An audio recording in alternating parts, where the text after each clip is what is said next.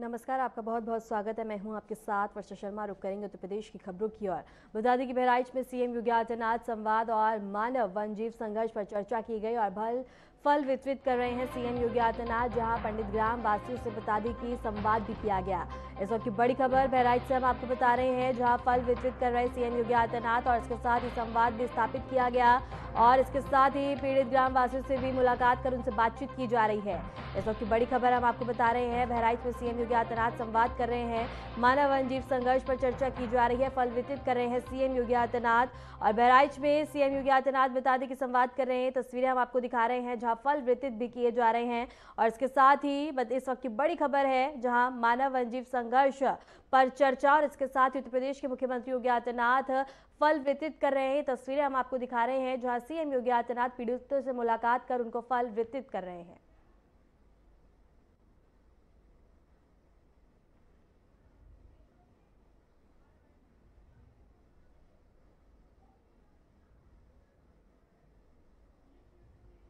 इस वक्त की बड़ी खबर हम आपको बता रहे हैं, उत्तर प्रदेश के मुख्यमंत्री योगी आदित्यनाथ इस वक्त बहराइच में मौजूद हैं और इन तस्वीरों में आप देख सकते हैं मानव वन्यजीव संघर्ष पर चर्चा और इसके साथ ही सीएम योगी आदित्यनाथ पीड़ितों से बता दें कि वार्ता कर, बात कर, उनसे संवाद कर उनको फल वितरित भी करते हुए नजर आ रहे हैं। और इसके साथ ही बता दें कि प्रशासन की ओर से भी तमाम व्यवस्था की गई है, उनके साथ मौजूद है। और इस वक्त की बड़ी खबर हम आपको बता रहे हैं, जहाँ उत्तर प्रदेश के मुख्यमंत्री योगी आदित्यनाथ बहराइच में इस वक्त मौजूद है, जहाँ बता दें कि भेड़ियों का आतंक काफी ज्यादा बढ़ा हुआ है, जिससे भेड़ियों ने कई लोगों को अपना निवाला बनाया है। जिसके बाद सीएम योगी आदित्यनाथ आज दौरा कर उन पीड़ितों से मुलाकात कर रहे हैं और इसके साथ इन तस्वीरों में आप देख सकते हैं सीएम योगी आदित्यनाथ फल वितरित कर रहे हैं।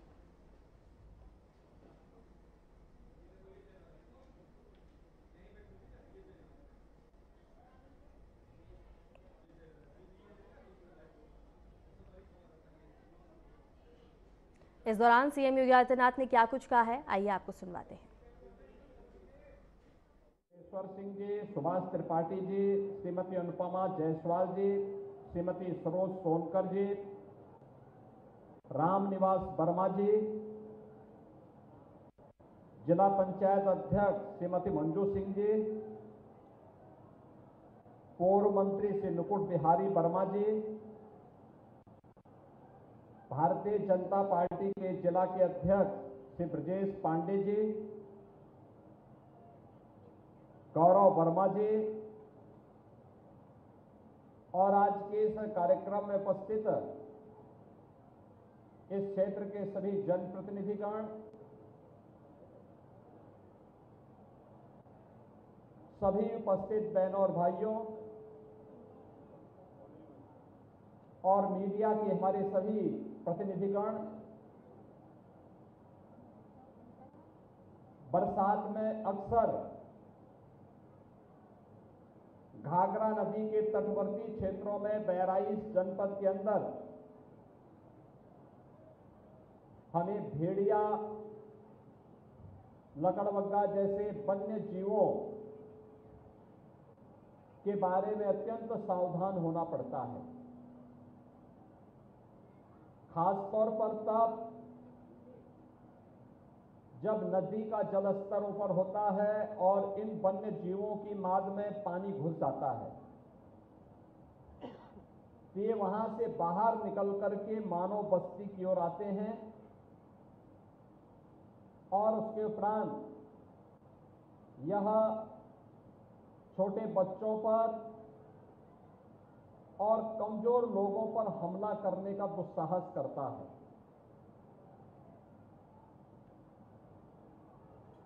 हमारी सरकार ने मानव वन्य जीव संघर्ष को आपदा की श्रेणी में रख करके ऐसे पीड़ित परिवारों को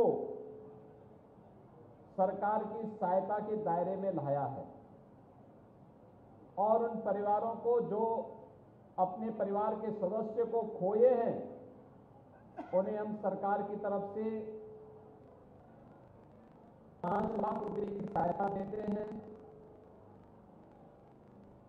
ऐसे वन्य जीवों से बचाव के लिए प्रभावी कदम उठाए जाते हैं।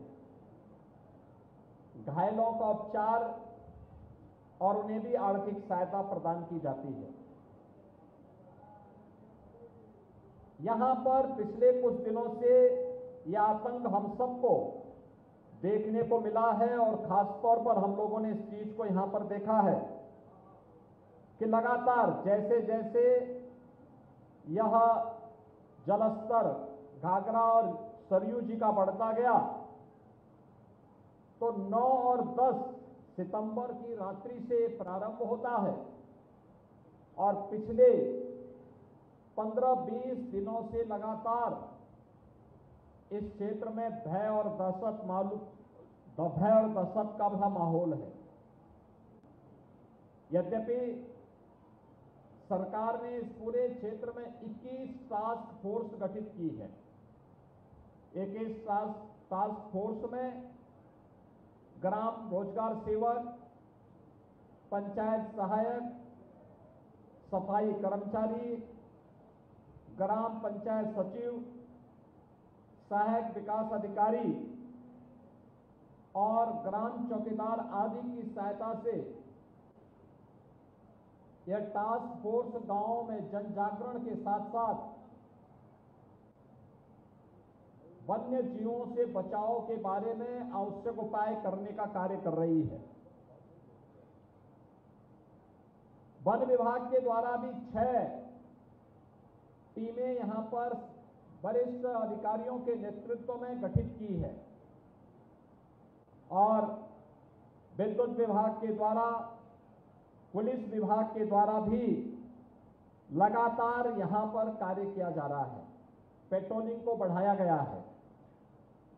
यहां पर 1437 LED street light, 660 street light, 91 solar light इस क्षेत्र में लगाई गई हैं। इस सब के बावजूद हमें 4 ऐसे बच्चों को खोना पड़ा है जो इस दुर्दांत हमले में अलग अलग घटना के शिकार हुए हैं। केसरगंज की मझरा टोकली में ज्योति नाम की एक बच्ची को, महसी में भोरी की कुमारी संध्या पुत्री दिनेश को, केसरगंज के अंकेश पुत्र रक्षाराम को और केसरगंज में ही मजरा टोकली में सोनी पुत्री बाबूलाल, इन 4 बच्चों को हमें खोना पड़ा है।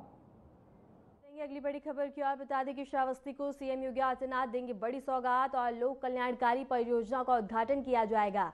जनपद में विकास परियोजनाओं का लोकार्पण होगा। प्रगति के सुपथ पर आगे बढ़ रहा है श्रावस्ती, जहां श्रावस्ती को विभिन्न योजनाओं की सौगात मिलने जा रही है। सीएम योगी आदित्यनाथ कार्यक्रम में शामिल होंगे। इस वक्त की बड़ी खबर हम आपको बता रहे हैं। उत्तर प्रदेश के मुख्यमंत्री योगी आदित्यनाथ का श्रावस्ती का दौरा है, जहां श्रावस्ती वासियों को बड़ी सौगात मिलने जा रही है। सीएम योगी आदित्यनाथ कार्यक्रम में शामिल होंगे और इसके साथ ही सुरक्षा के मद्देनजर व्यापक इंतजाम किए गए हैं। इस वक्त की बड़ी खबर आपको बता दें, प्रगति के सुपथ पर आगे बढ़ रहा है श्रावस्ती। उत्तर प्रदेश के मुख्यमंत्री योगी आदित्यनाथ का श्रावस्ती का दौरा है।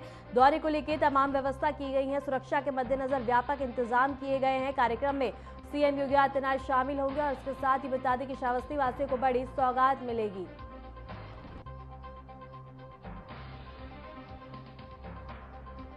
इसी खबर पर रुक करेंगे हमारे संवाददाता प्रदीप गुप्ता का। प्रदीप, क्या कुछ जानकारी है? देखिए, बिल्कुल वर्षा, आपको बताते हैं आप श्रावस्ती जनपद में सीएम योगी का दौरा है और सीएम भगवान लौकुश की तपोस्थली महात्मा वाल्मीकि आश्रम पहुंच चुके हैं और भी कुछ ही देर में जनसभा स्थल पहुंचेंगे और यहाँ पर विभिन्न विभागों द्वारा लगाए गए स्टॉल का अवलोकन करेंगे, जिसके बाद में 54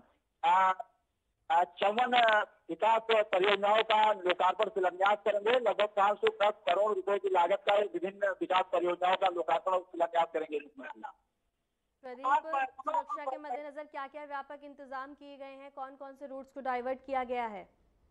देखिए, मुख्यमंत्री के आगमन को लेकर सुरक्षा व्यवस्था चाक चौबंद है, डायवर्जन किया गया है और मुख्यमंत्री अपने हेलीकॉप्टर से यहाँ वाल्मीकि आश्रम पहुंच गए हैं हेलीपैड स्थल पे और कुछ ही देर में यहाँ जनसभा स्थल जो बनाया गया है वहाँ पहुंचने वाले हैं। प्रदीप, अगर परियोजनाओं की बात करें तो वो कौन कौन सी परियोजनाएं होंगी जिससे श्रावस्ती के विकास को और भी गति हुई मिलती नजर आएगी? देखिए, यहाँ पर चंदन टोटल जो चंदन विकास परियोजना है उसका लोकार्पण और शिलान्यास करेंगे और इसमें बेसिक शिक्षा विभाग और कृषि विभाग और तमाम विभागों के जो है जानकारी दी है कि इसका शिलान्यास और लोकार्पण करने वाले हैं। प्रदीप, सीएम के दौरे को लेकर स्थानीय लोगों में किस तरह का उत्साह देखने को मिल रहा है? देखिए, सीएम को दौरे को लेकर यहाँ लोगों में काफी उत्साह देखने को मिल रहा है। भारी संख्या में लोग यहाँ मुख्यमंत्री को देखने के लिए यहाँ उनकी भीड़ उमड़ी हुई है और लोगों को आस भी है कि मुख्यमंत्री की बहुत बड़ी परियोजनाओं का यहाँ लोकार्पण करेंगे और लोगों को उसकी आस भी है। ठीक है प्रदीप, आपका बहुत बहुत शुक्रिया हमारे साथ जुड़ने के लिए, तमाम जानकारी साझा करने के लिए।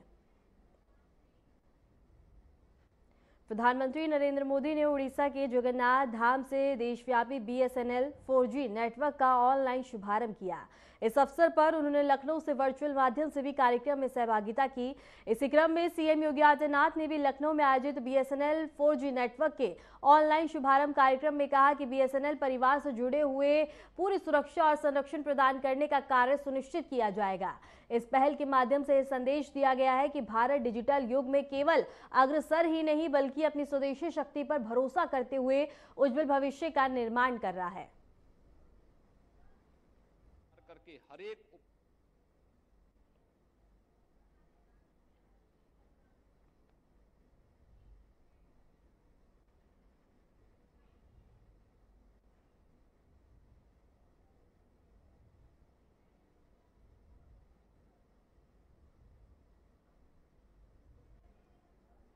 होगा क्यों 17 के पहले अगर जो नेटवर्किंग 2G या उसके लिए कुछ थी भी तो उसमें तेल सप्लाई के नाम पे माफिया यहां भी हो गए थे। हमने उनकी कमर तोड़ी है और कमर तोड़ करके व्यवस्था सुनिश्चित की कि माफिया इसमें न घुसने पाए, किसी भी स्टेक होल्डर के साथ कोई अन्याय न करने पाए। प्रधानमंत्री जी के विजन को जमीनी धरातल पर उतार करके हर एक उपभोक्ता को भी और BSNL परिवार से जुड़े हुए हर एक स्टेक होल्डर को भी पूरी सुरक्षा प्राप्त हो और उसको पूरा संरक्षण देने का कार्य जहां प्रदेश सरकार डबल इंजन की सरकार के साथ मिलकर के कार्य कर रही है, वहीं साथ ही साथ आज की सेवाएं हमारे लिए अत्यंत महत्वपूर्ण होगा क्योंकि यह हमारे दूर दराज के क्षेत्रों ग्रामीण अर्थव्यवस्था को एक नया आयाम देने वाला है। ये नए भारत का और विकसित भारत की आधारशिला तभी होनी होगी जब ग्राम पंचायत आत्मनिर्भर होगी, नगर निकाय आत्मनिर्भर बनेंगे।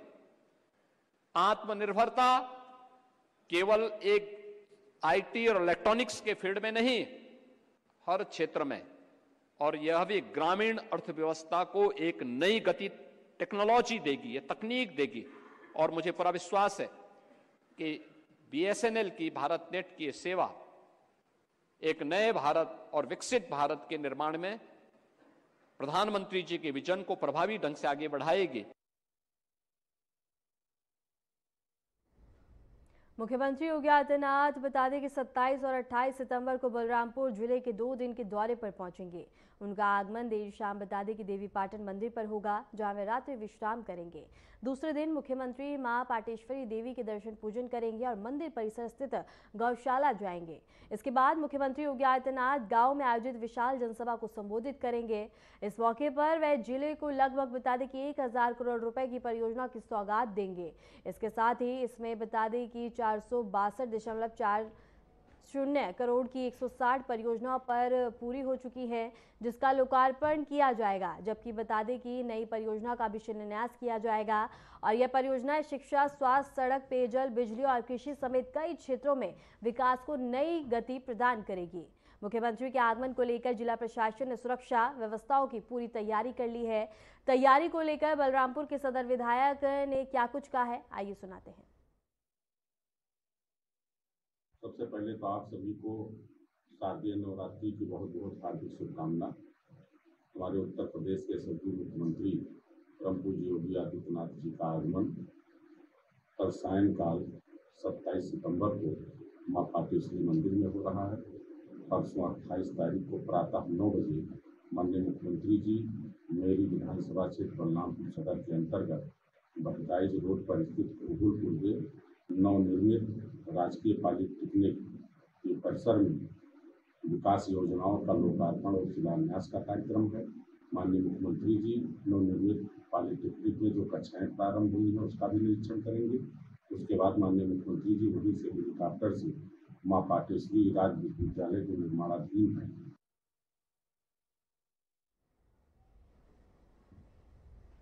फिलहाल रुकते एक छोटे से ब्रेक के लिए, बने रहे हमारे साथ।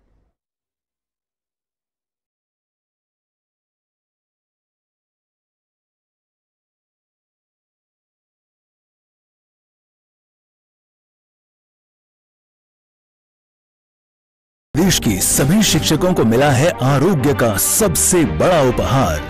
यशस्वी प्रधानमंत्री नरेंद्र मोदी के मार्गदर्शन में मुख्यमंत्री योगी आदित्यनाथ ने 11 लाख से अधिक शिक्षकों और 60 लाख से अधिक उनके परिजनों को दी है कैशलेस उपचार की सुविधा। प्राथमिक एवं उच्च प्राथमिक विद्यालयों के शिक्षक, अशासकीय सहायता प्राप्त विद्यालय एवं महाविद्यालयों के शिक्षक, स्ववित्त पोषित विद्यालय और महाविद्यालयों के शिक्षकों के साथ ही शिक्षा मित्र, अनुदेशक, रसोइया और उनके परिवारों को मिलेगा निःशुल्क उपचार का लाभ। देश का भविष्य गढ़ने वाले 81 शिक्षकों को मुख्यमंत्री शिक्षक सम्मान एवं शिक्षा मित्रों और अनुदेशकों का मानदेय बढ़ाने के उद्देश्य से किया गया है एक उच्च स्तरीय कमेटी का गठन। गुरुजनों का सम्मान, सशक्त राष्ट्र की पहचान, काम दमदार, डबल इंजन सरकार।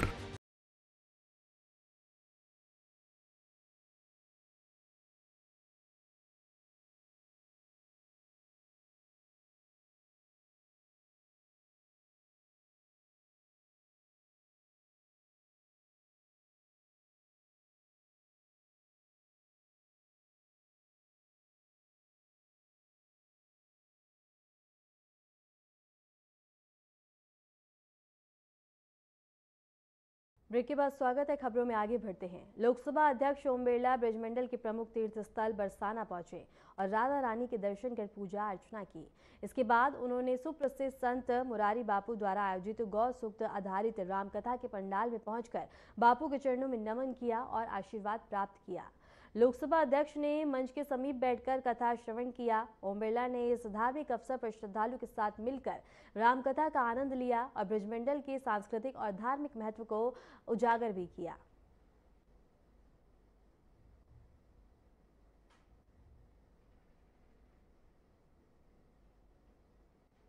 उन्नाव में बीजेपी प्रदेश प्रवक्ता राकेश त्रिपाठी ने मॉडल बिहार कॉलोनी विनय सिंह के आवास पर प्रेस वार्ता की। उन्होंने प्रेस वार्ता में सरकार की उपलब्धियां बताई।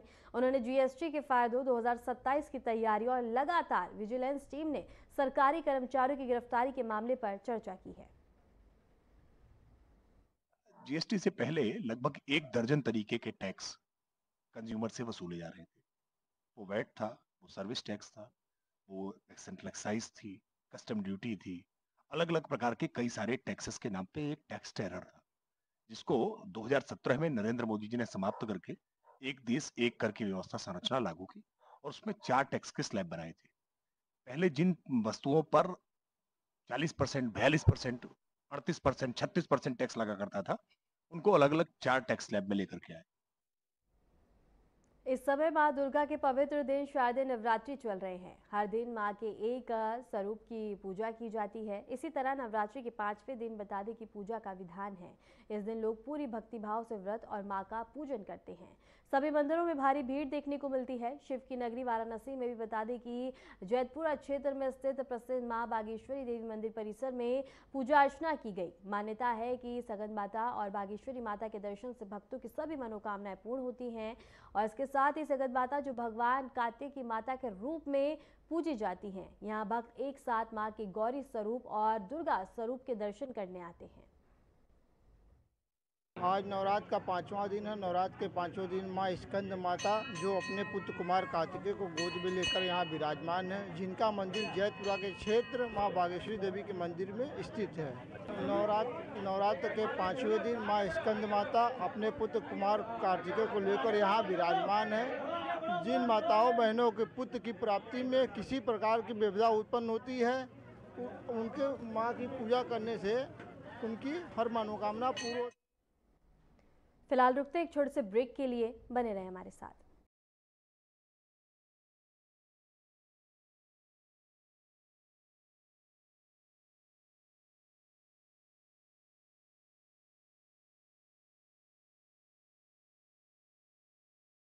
भारत का नया उत्तर प्रदेश यशस्वी प्रधानमंत्री नरेंद्र मोदी जी के विजन के अनुरूप बन रहा है $1 ट्रिलियन इकोनॉमी।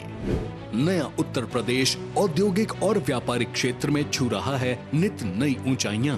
माननीय मुख्यमंत्री योगी आदित्यनाथ के नेतृत्व में समग्र व्यापारिक प्रगति का प्रतीक बनकर उभरा है UP international trade show.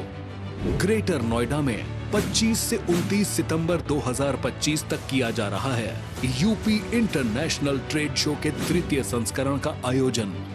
UP ITS के तृतीय संस्करण में देश विदेश के कई व्यापारिक प्रतिष्ठान लेंगे हिस्सा।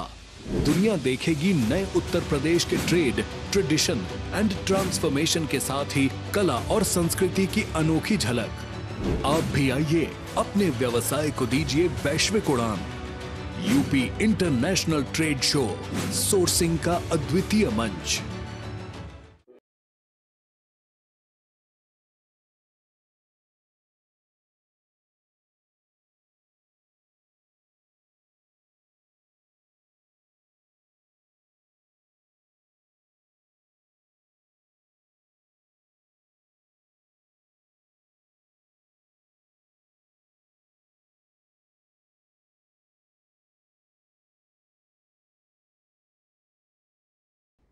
ब्रेक के बाद स्वागत है। खबरों में आगे बढ़ते हैं। रायबरेली जिले में आई लव मोहम्मद लिखी पोस्टर लगाए गए। यह पोस्टर बता दें कि सरनी थाना क्षेत्र के मुस्लिम बहुल इलाके गजपति खेड़ा और बरवलिया में मिले हैं। बता दें कि सरनी थाना क्षेत्र और गली मोहल्लों में ये पोस्टर और होर्डिंग्स लगाए गए। मिली जानकारी के अनुसार इन पोस्टरों को दिन के समय अज्ञात व्यक्तियों ने लगाया। पुलिस को मामले की जानकारी मिलने के बाद टीम ने जांच शुरू कर दी है।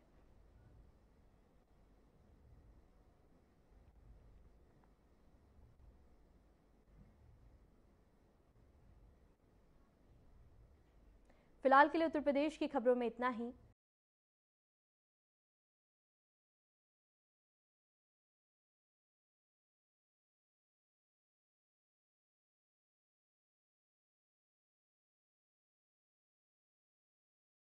दो 2047 में कैसा होगा